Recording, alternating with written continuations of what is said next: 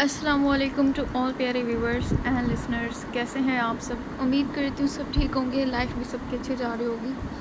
سب سے پہلے تو الحمدللہ میرا ٹیسٹ ہو گیا ہے، اب صرف رزلٹ کا انتظار ہے۔ پلیز آپ سب دعا کیجیے گا کہ اللہ پاک مجھے اسی اٹیمپٹ میں پاس کر دے، آمین ثم آمین۔ اور دوسری بات کہ پچھلا ہفتہ واقعی میرا بہت بزی گزرا ہے۔ ایک تو ٹیسٹ کا پریشر تھا، اس کی تیاری کرنی تھی، دوسرا اور بھی بہت سارے کام تھے، مجھے شہر سے باہر بھی جانا تھا، میری ڈاکٹر کے پاس اپوائنٹمنٹ بھی تھی، تو ان سب کاموں کو مجھے صرف اسے ایک ہفتے میں کور کرنا تھا۔ ان مصروفیات میں رہ کے میں جتنی مجھ سے کوشش ہو سکی ہے میں نے قسط لکھی ہے، اور بغیر وائس کے میں نے 2 دن آپ لوگوں کو دیے، اس سے پہلے تو وائس کے ساتھ بھی میں دیتی رہی ہوں ٹائم مینیج کر کے، لیکن آخر میں آ کے بالکل ہی ایک سیکنڈ میرے لیے بہت مطلب کہ وہ ہو گیا تھا کہ میں ایک سیکنڈ دیکھ رہی تھی، بچا رہی تھی کہ یہ بھی یہاں سے لگ جائے کام میں، یہ بھی لگ جائے، بہت مصروف گزرا ہے۔ بٹ ابھی صرف اور صرف آپ لوگوں کی دعاؤں کی ضرورت ہے، اللہ پاک مجھے ٹیسٹ میں پاس کر دے، پلیز آپ سب دعا کریں۔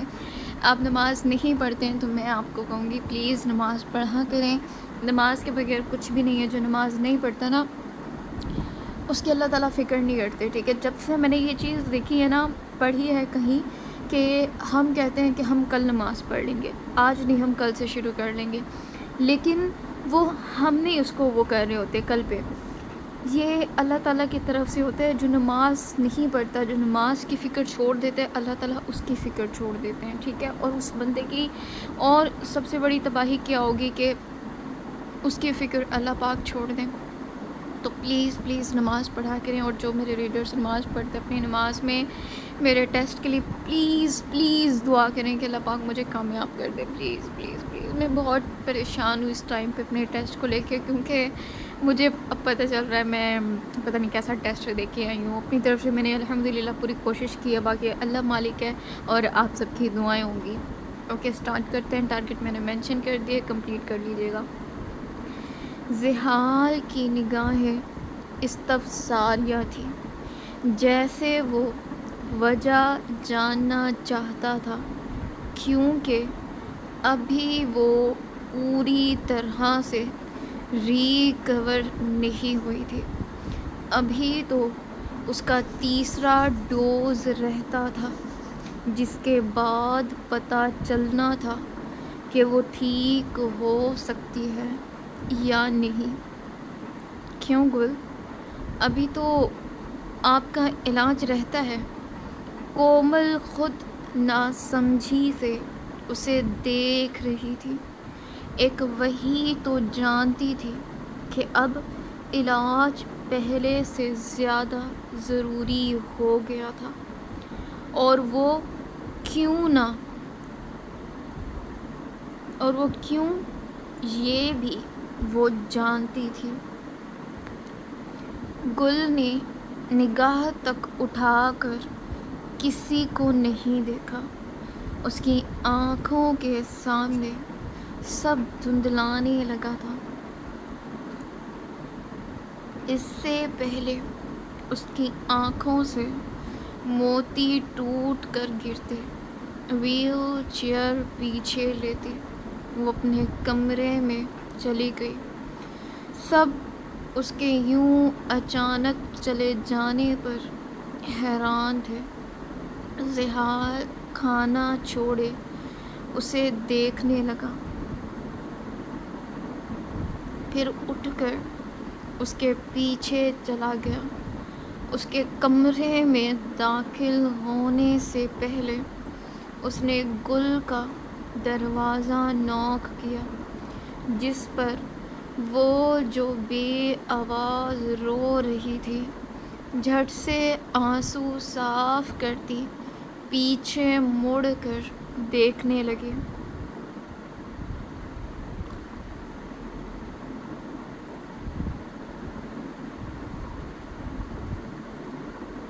جب زحال دھیرے سے دروازہ کھول کر اندر داخل ہوا، زحال کو دیکھتے اس نے سر جھٹکا۔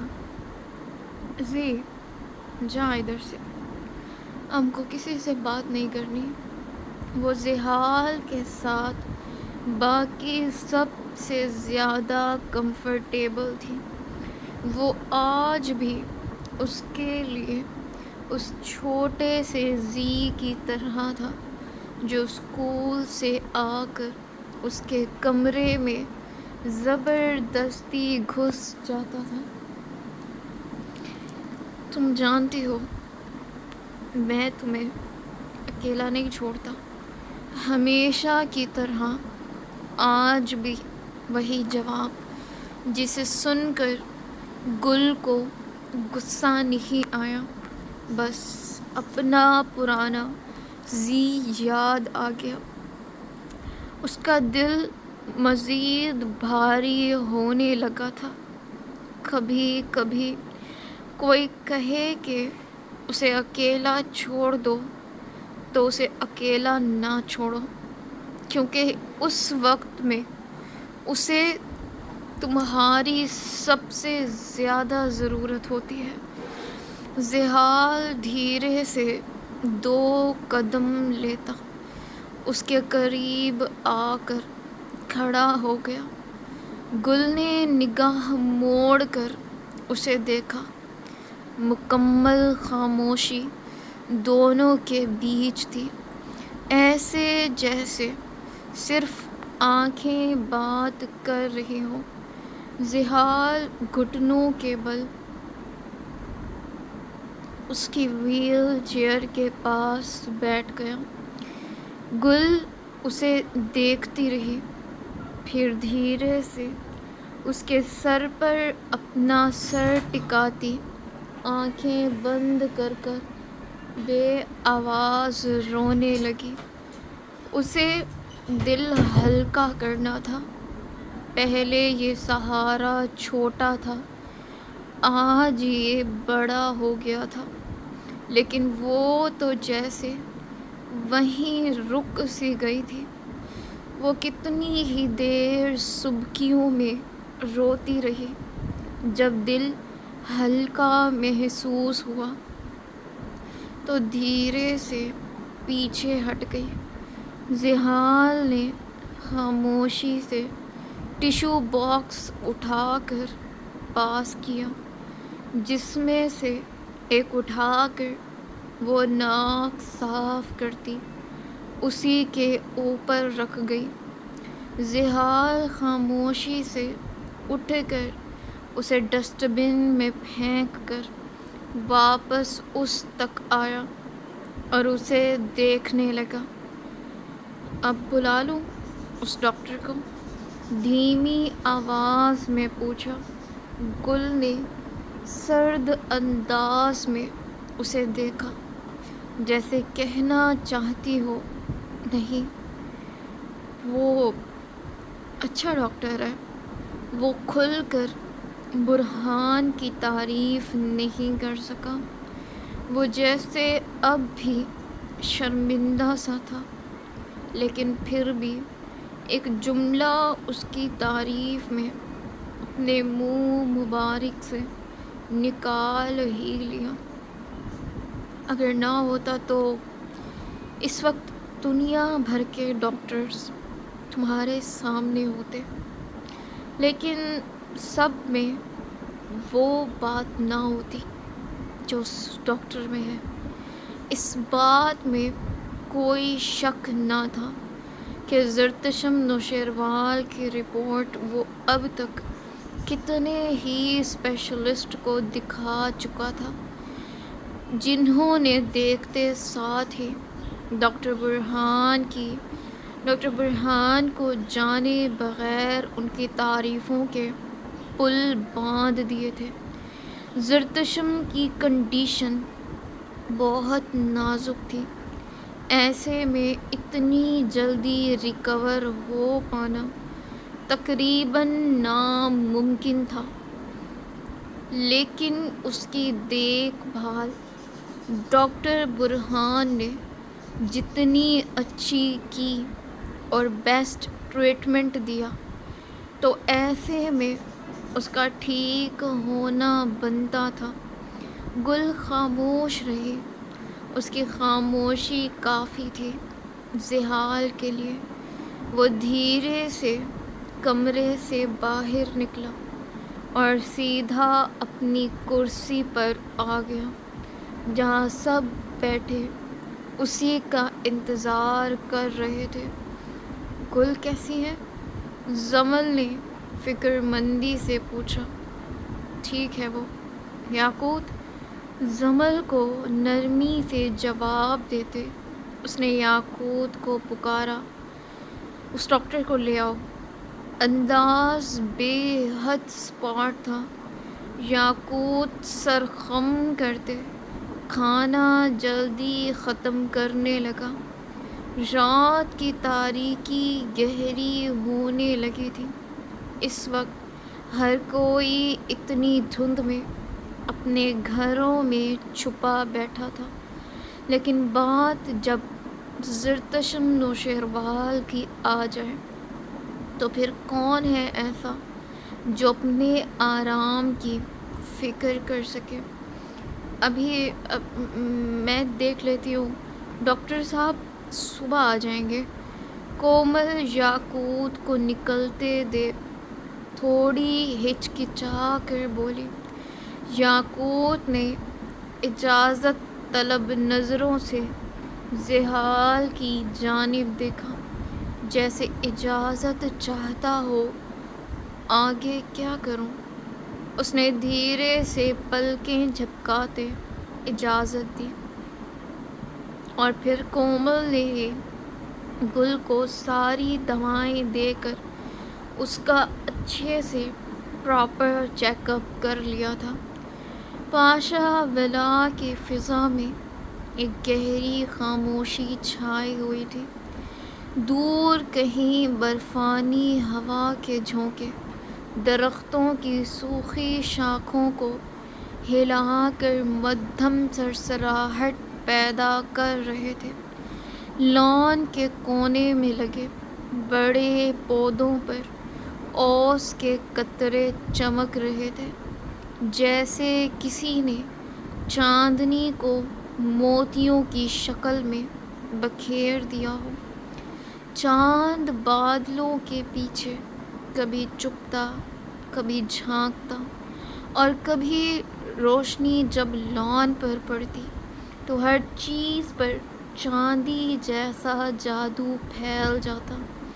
گھاس پر اوس اتنی تھی کہ جیسے ابھی ابھی ہلکی برف گری ہو۔ ولا کے اندر سے روشنی صرف ڈرائنگ روم کی بڑی کھڑکیوں سے باہر آ رہی تھی، جہاں پردے آدھے کھلے تھے اور زرد روشنی لان کے ایک حصے کو روشن کر رہی تھی۔ درمیان میں لگا فوارہ بند تھا، مگر اس کے ارد گرد بنچوں پر اوس کے قطرے چمک رہے تھے۔ لان میں ایک طرف وہ ہاتھ جیبوں میں ڈالے ہوا کے رخ پر نظریں جمائے کھڑا تھا۔ پہلو میں پڑے ایک ہاتھ میں سگار جل رہی تھی۔ اس کی سانس کی بھاپ دھند میں تحلیل ہو رہی تھی۔ وہ چپ تھا، مگر اس کی خاموشی میں کہانیوں کی گہرائی تھی، جیسے اس رات نے اس کے راز سن رکھے ہوں۔ کیسے نہ سنتی؟ وہ گواہ تھی اس کے اندر کی ویرانیوں کی۔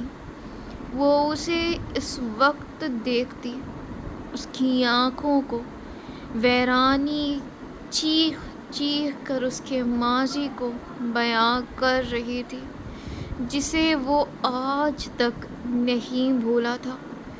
تمہاری ہمت کیسے ہوئی یہ کرنے کی؟ بولو۔ چٹاخ ایک تھپڑ کی آواز لاؤنج میں گونج اٹھی، جسے سن کر ایک کم عمر بچہ جو کب سے ان کو دیکھ رہا تھا ڈر کر صوفے کے پیچھے بیٹھ گیا۔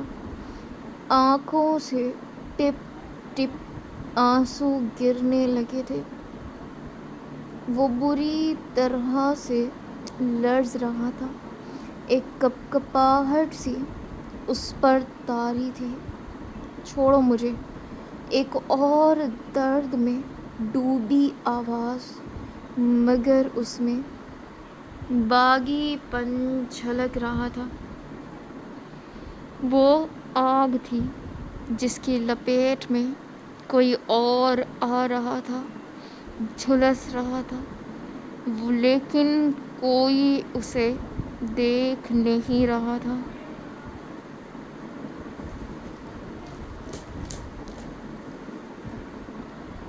وہی جلن، وہی تپش آج بھی اسے محسوس ہوتی تھی، جو رات رات بھر اسے جھلساتی رہتی تھی۔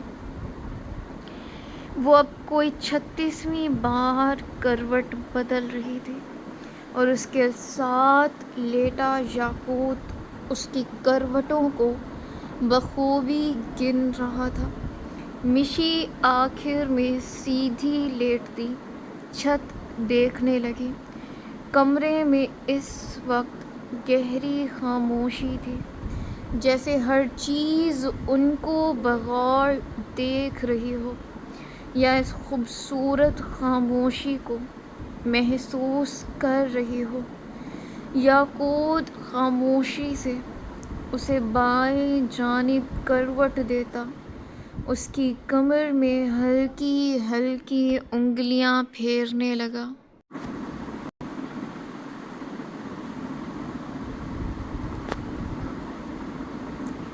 اس کی کمر میں ہلکی ہلکی انگلیاں پھیرنے لگا، جس سے مشی کو کچھ دیر آرام سا محسوس ہوا، لیکن پھر سے وہی بے چینی۔ وہ ٹھسک کر سیدھی ہوتی یاقوت کو دیکھنے لگی۔ یہ کب آئے گا؟ وہ بیبی کا پوچھ رہی تھی، لہجے میں ایک تھکاوٹ سی تھی۔ 4 مہینے ہیں ابھی، یاقوت نے ایمانداری سے اسے پورا وقت بتایا، جسے سنتے مشی کے ماتھے پر تیوریاں چڑھی۔ اس نے پوری گردن موڑ کر یاقوت کو گھورا۔ تو کیا ہر رات ایسے جاگوں گی؟ وہ تڑک کر پوچھ رہی تھی۔ میں بھی جاگ لوں گا نا، محبت سے جواب آیا، لیکن مشی ذرا امپریس نہیں ہوئی، الٹا جواب گھما کر دینے پر اسے گھورنے لگی۔ یہ جب آ جائے گا تب بھی مجھے ایسے ہی تنگ کرے گا رات کو؟ کیا معصومانہ سوال تھا۔ یاقوت کو اس پر ٹوٹ کر پیار آیا۔ نہیں، میں سنبھالوں گا، بس فیڈ تم کروا دینا۔ وہ آپشن میرے پاس نہیں، صرف تمہارے پاس ہے۔ اس کی اتنی صاف بے باکی پر مشی پہلے تو اسے دیکھتی رہی، جب بات سمجھ آئی تو جھٹ سے اسے آنکھیں پھاڑ کر دیکھنے لگی۔ یاقوت نے اس کے تاثر پر بمشکل اپنی مسکراہٹ دبائی۔ اولاد کی خوشی بہت تھی، اتنی کہ شاید ہی لفظوں میں بیاں کی جا سکے، لیکن اس دورانیے میں ملنے والی تکلیفیں اس کی جان الگ الگ انداز میں نکال رہی تھی۔ مشی جس طرح یاقوت کو دیکھ رہی تھی، اسے اس کے یوں دیکھنے پر پیار سا آنے لگا۔ وہ ذرا سا آگے ہوتا، اس کے چہرے کی نقوش نرمی سے چومنے لگا۔ مشی اس کے ہر لمس پر جیسے پہلے سے معتبر بنتی جا رہی تھی۔ دوسری جانب یاقوت کا ہاتھ بے حد نرمی سے اس کی بیلی کا طواف کرتا، اس کی فراک اوپر کرتے براہ راست اپنے بیبی کو محسوس کرنے لگا۔ مشی اس کے لمس پر سرخ قندھاری سی پڑتی، اس کی گردن کے گرد بازو مائل کرتی، خود کو اس کے سینے میں چھپا گئی۔ یاقوت کے لب اس کی حیا پر گہری مسکراہٹ میں ڈھلے۔ وہ مزید نرمی سے اسے اپنے ساتھ لپٹا گیا۔ یہ بہت چھوٹی تکلیف ہے اس خوشی کے مقابلے جو اللہ پاک نے ہمیں دی ہے۔ اس کی محبت بھری آواز پر مشی کو فوراً سے اس بات کا احساس ہوا۔ وہ دل ہی دل میں اس بے اولادی کو تصور کرنے لگی۔ ہاں، واقعی اس تکلیف کے آگے یہ تکلیف تو کچھ بھی نہیں تھی۔ وہ کیسے اس پر بول سکتی ہے؟ اور تم نے دیکھا نہیں، ہمارا بیبی اب تک آیا بھی نہیں ہے اور سب اس کا کتنا خیال رکھتے ہیں۔ جب یہ آ جائے گا تب تم خود کہو گی کہ مجھے بھی اس کی شکل دکھا دو۔ اس کی بات پر مشی مبہم سا ہنستی۔ اسے برلاس اور باقی سب کا پیار بچوں کے لیے یاد آیا، لیکن پھر اسے اپنا دل بری طرح سے گھبراتا ہوا محسوس ہوا۔ ایک عجیب سی بے چینی جو کب سے اسے جگائے رکھے ہوئی تھی، وہ بچوں کی طرح یاقوت کی باہوں میں مزید قریب ہوتی، جیسے اپنی بے چین دل کو راحت محسوس کروانے لگی۔ دل یوں بچہ بن رہا تھا جیسے اب رو دے گا۔ یاقوت دھیرے سے اسے پکارا۔ جی سونے، محبت بھرا جواب آیا۔ تم مجھ سے کتنی محبت کرتے ہو؟ یہ سوال اس وقت اچانک تھا، لیکن یاقوت حیران نہیں ہوا۔ وہ اچھے سے جانتا تھا کہ اسے اب یہ بات سکون دے گی۔ وہ مشی کو خود سے الگ کرتا، اس کے چہرے پر جھکا، بے حد قریب سے اس کی آنکھوں میں جھانکنے لگا، اتنی کہ میرے روم روم پر مشائم قدیر قابض ہے، میری ایک ایک آتی جاتی سانس پر اس کا حق ہے۔ اتنی کہ یہ کہے، یاقوت تم سانس لینا چھوڑ دو، تو یاقوت مرزا وہیں اپنی سانسیں روک دے گا۔ وہ لبوں سے اس کے چہرے کا طواف کرتا، دھیرے دھیرے مخمور لہجے میں اپنی شدت بھری محبت کا اعتراف کرنے لگا، جبکہ مشی اس کے ایک ایک لفظ پر اپنی ایک ایک سانس کو الوداع کر رہی تھی۔ وہ مسرور سی ہو رہی تھی۔ تم پہلی عورت ہو جسے میں نے پوری شدت سے چاہا ہے، اور اتنا چاہا ہے کہ اب مجھ میں کچھ باقی نہیں رہا جو تمہارے علاوہ کسی اور کو مل سکے۔ میں پوری طرح سے خالی ہوں، مجھ میں صرف تم بھری ہو، صرف تم۔ وہ مدہوش ہو رہا تھا، مشی کے نازک ہاتھ کی انگلیوں میں انگلیاں پھنسائے وہ اس کے کان کی لو سرخ کر رہا تھا۔ یاقوت تم پر جان مارتا ہے مشی، تم اس کی منچاہی عورت ہو جسے اس کے زندگی کا ہر اختیار حاصل ہے۔ مشی کو اس کی سانسوں میں ایک عجیب سی تپش محسوس ہوئی۔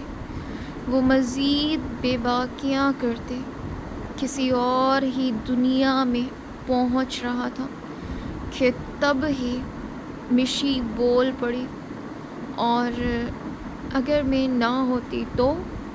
اس کے اس سوال پر یاقوت بے اختیار آنکھیں کھولے اسے دیکھنے لگا۔ مطلب وہ واقعی نہیں سمجھا تھا۔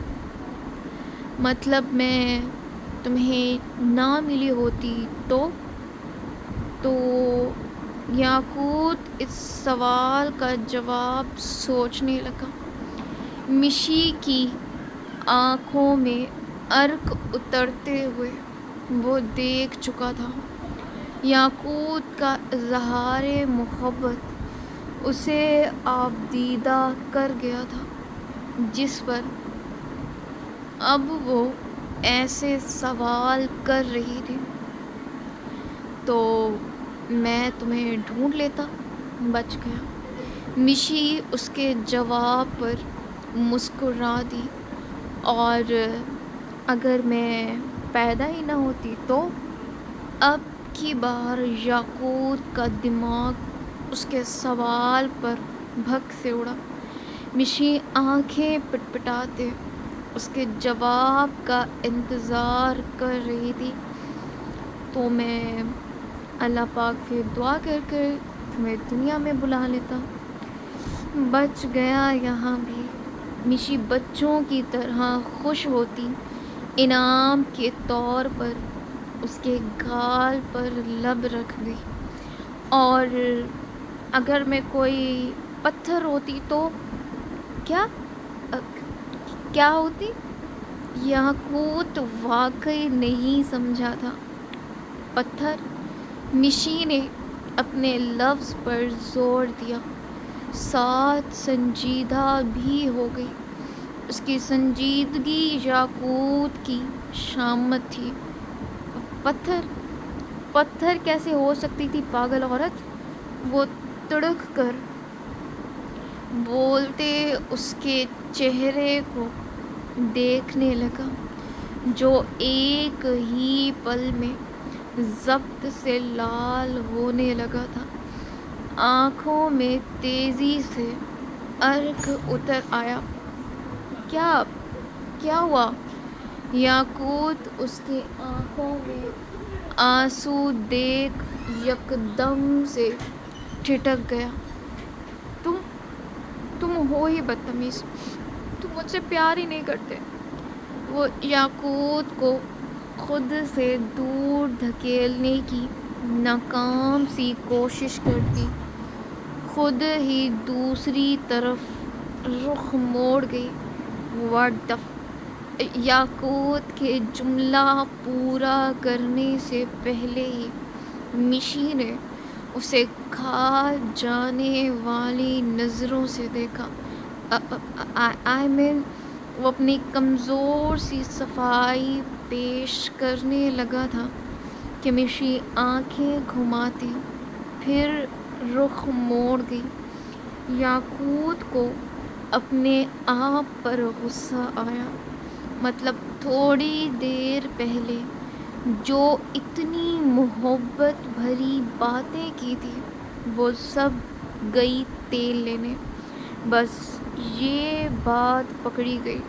اچھا ادھر آؤ۔ یاقوت نے بے حد پیار سے اسے اپنے پاس بلایا، لیکن مشی اس کے قریب آنے کے بجائے پیچھے کھسک گئی۔ یہاں آئے نا سونے، ناراض ہو گئے؟ وہ خود سے اسے پکڑ کر اپنی جانب کھینچ گیا۔ میرا سونا ماہی، تم اگر پتھر بھی ہوتی تو میں اس پتھر کو اپنے سامنے وہاں ڈریسنگ ٹیبل پر سجا لیتا اور اپنی آنکھوں کے سامنے ہر وقت دیکھتا رہتا۔ اندر ہی اندر اس کا دل چاہا خود کو ایک لگا دے۔ وہاں کیوں اتنی دور، مطلب پیار نہیں ہے؟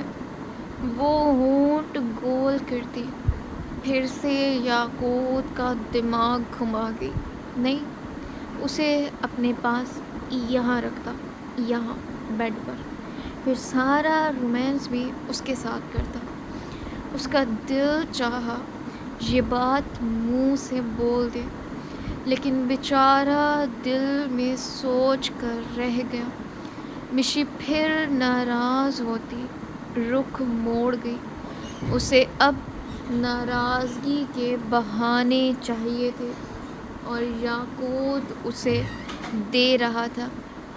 یاقوت نے اپنا سر تکیے میں دے مارا۔ ابھی تو 4 مہینے تھے اور ابھی سے یہ نوبت کہ سر اس کے پیٹنے تک آ گئی تھی۔ آگے تو پھر خدا ہی اس کا حافظ تھا۔ یہ سب اس کی اولاد کی وجہ سے ہو رہا تھا، جس کی وجہ سے وہ اس قدر حساس ہو رہی تھی، ورنہ وہ کبھی اتنی بات بھی نہیں کرتی تھی۔ مطلب اس کی بطونی اولاد تھی، چاہے اب یہ بیٹا تھا یا بیٹی، خوب تیز ترار پیدا ہونا تھا، بالکل ضامر کی ٹکر کا۔ اچھا نا، ایم سوری، میں اسے یہاں اپنے پاس سائڈ ٹیبل پر رکھتا۔ وہ اسے بچوں کی طرح بہلا کر اپنے قریب کر گیا، لیکن اب وہ ناراض تھی بس، تو خود ہی دور دور ہوتی، بالکل بیڈ کے کنارے پر پہنچ گئی۔ یاقوت اس کے گرنے کے ڈر سے زبردستی اپنے قریب جکڑ گیا اور پھر کتنی ہی دیر اسے مناتا رہا۔ اور کتنا دن لگے گا؟ اب کیا ہم ساری زندگی ایک گولی کھا کے گھر بیٹھ جائے؟ اب ذریعاب کو غصہ آنے لگا تھا، تب ہی وہ ڈاکٹر پر ہی بپھر کر پڑے۔ داراب وہیں سینے پر ہاتھ باندھے پیچھے کھڑا تھا، اس کی نگاہیں یک ٹک ذریعاب پر ہی ٹکی تھیں۔ وہ اس وقت گھر کے کپڑوں میں ملبوس تھا۔ آج چھٹی تھی اس کی، تب ہی ڈاکٹر کو بلوا کر وہ ذریعاب کا سارا چیک اپ اپنی نگاہوں کے سامنے کروا رہا تھا۔ ایک ایک ڈاکٹر جو ذریعاب خان تک آیا تھا، اس کی جنم کنڈلی تک اس سے پہلے داراب خان تک پہنچی تھی، جس کے بعد اسے ذریعاب خان کا علاج کرنے کا موقع ملا تھا کہ تب ہی 2 کیری آنکھیں کھڑکی کے اس پار نمودار ہوئیں، جن میں ایک الگ ہی چمک تھی۔ داراب خان جتنا مرضی سیکیورٹی سخت کر دیتا، لیکن اس بار وار اس کے اپنے گھر سے ہو رہا تھا۔ یہی سوچ کر ان کیری آنکھوں میں شیطانی مسکراہٹ ابھرنے لگی۔ لالا، آپ غصہ کیوں ہو رہے ہیں؟ آپ موت کے منہ سے واپس آئے تھے، ایسے میں کم از کم 6 مہینے آپ کو بیڈ ریسٹ لینا چاہیے۔ وہ نرمی سے ذریعہ کی حالت سمجھتے انہیں سمجھانے لگا، لیکن وہ حیران تھا۔ کچھ دنوں سے اس نے بھی نوٹ کیا تھا کہ ذریعہ بنا بات کے بھی غصہ جلدی کرنے لگے تھے۔ بالکل ٹھیک ہے، نہیں مرتا ورتا اتنی جلدی، اس کو بھیجو، ہمارا میٹر شارٹ ہو رہا ہے۔ وہ ڈاکٹر کے بیگ سے آتی دواؤں کی اسمیل سے کوفت زدہ ہو رہے تھے۔ داراب کی آنکھوں کے اشارے پر ڈاکٹر سر خم کرتا ملازم کے ہمراہ باہر نکل گیا۔ اس کے جاتے داراب کچھ دیر ان کو دیکھتا رہا، پھر دھیرے سے قدم اٹھاتے ان کے قریب آ کر رکا۔ لالا، اس کے پکارنے پر ذریعہ نے ایک نظر اسے دیکھا۔ آپ ٹھیک ہیں؟ مطلب کوئی پریشانی؟ اس کے سوال پر ذریعہ کی گہری بوئیں تھوڑی سکڑی، جیسے وہ خود اس بات کو سمجھنے کی کوشش کر رہے ہوں۔ نہیں تو ہم کو کیوں ہوگی کوئی پریشانی؟ تم کیوں پوچھ رہے؟ الٹا نرمی سے سوال داغا۔ ایسے ہی، آپ کچھ دنوں سے بہت روڈ بیہیو کر رہے ہیں۔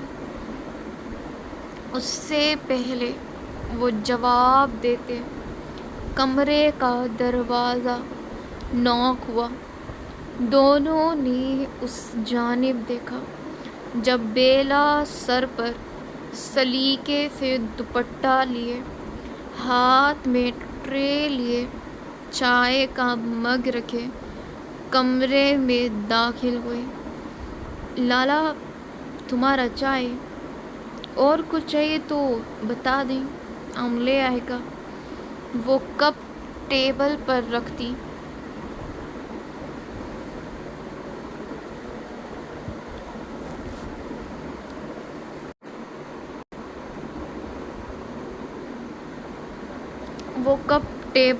رکھتی نہایت مؤدب انداز میں مخاطب ہوئی۔ داراب نے نگاہ اٹھا کر اسے دیکھا۔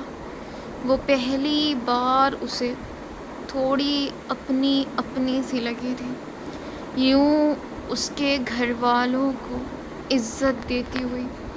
اور مرد کو خریدنے کی قیمت تو ہوتی ہی اس کے گھر والوں کی عزت ہے۔ کیوں؟ تم کیوں کرے گا؟ سیما اب کدھر ہے؟ ذریعہ کو وہ آج بھی ایک آنکھ نہیں بھاتی تھی۔ تب ہی وہ تڑک کر پوچھنے لگے۔ داراب نے بے ساختہ ان کی جانب دیکھا۔ اس کی آنکھوں میں جیسے بے یقینی سی تھی۔ وہ اتنے ادب سے پوچھ رہی تھی اور ذریعہ اسے کیسے جواب دے رہے تھے۔ یہ شاید پہلی بار داراب کو محسوس ہوا تھا۔ جاؤ، جا کر بھابھی کو بھیج دو۔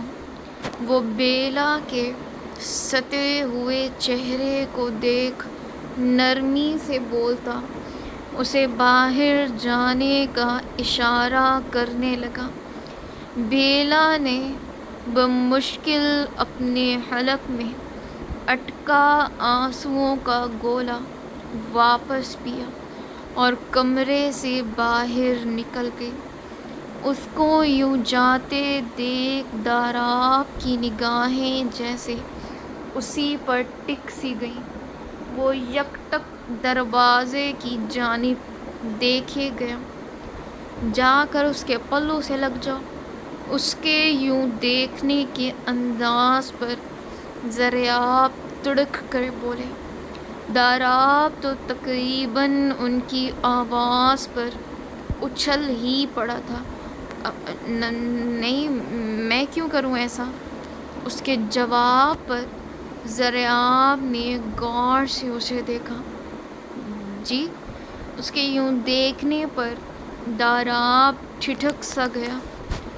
پہلی بار تم نے استغفر اللہ لالا نہیں بولا۔